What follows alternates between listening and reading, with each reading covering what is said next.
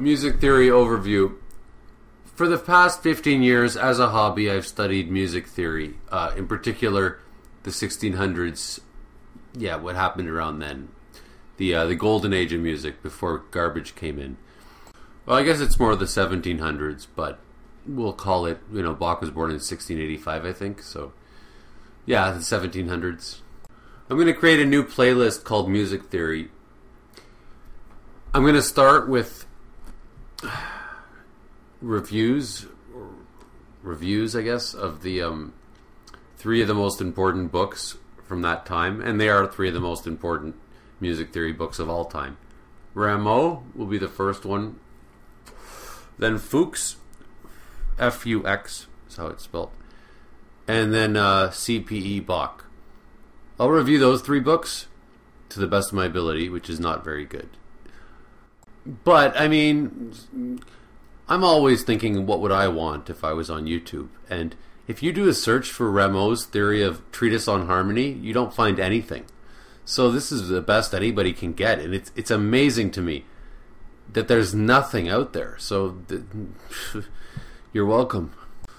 After that, I'm going to try to explain music theory from the ground up, from somebody who knows nothing about music theory but wants to know, all the way to complex counterpoint, which I don't fully understand, so I'm going to have to, I'll be screwing up a lot when it gets to that, but yeah. Because I almost feel like the music conservatories, they protect their knowledge as though they're afraid that people can learn it and then can do better than them. So, how they say those who can't do, teach? Well, I think it's especially applicable for composers in the music world. They're terrified that somebody could be really good, because generally people who go to university for music, they have no musical talent. So this video is just to get the preliminaries out of the way, so that I'm not digressing while I'm trying to talk about Rameau and saying things like, oh, and this is why I picked him up, and funny story about how I found this book, blah blah blah. Okay, I'll give you one anecdote, though, because I'm not going to be able to do this when I'm talking about the good shit. A friend of mine who is in university, or was in university, now he teaches in university, he said to me, I go, why bother with the earlier theorists when the new theorists have more, matured theories? And he said, it doesn't matter, always start with the originals, like the first people that wrote it. And I still don't understand exactly why. I guess he goes, just you want to hear it in their words. Oh, and Schenker will be the last one that I talk about, the last music theorist. It'll be Rameau, Fuchs, C.P.E Bach, and then Schenker. Oh, and here's a little teaser.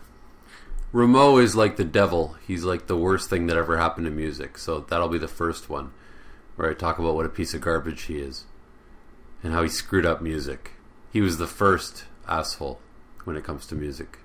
And, I've got the advantage of not being biased by other people's opinions, because I learned this all purely on my own. But I have the disadvantage of not having corroborated it with anybody. My understanding of all these people is purely from my own experience, without having any consultation with any experts. So there will be 4 music theory history lectures. That will be Rameau, Fuchs, C.P.E Bach, and Schenker. Schenker will be the longest. And then the incredible undertaking of explaining music theory from the ground up. I wish I could find a way to duct tape my phone to my head, so that I can actually look at the keyboard while I'm explaining, because I only have 2 hands. I'm not sure how I'm going to figure that out, but I'll figure it out. Okay, so that's it. Hopefully I'll do a Rameau one in the next couple of days. And now for my brand new extra.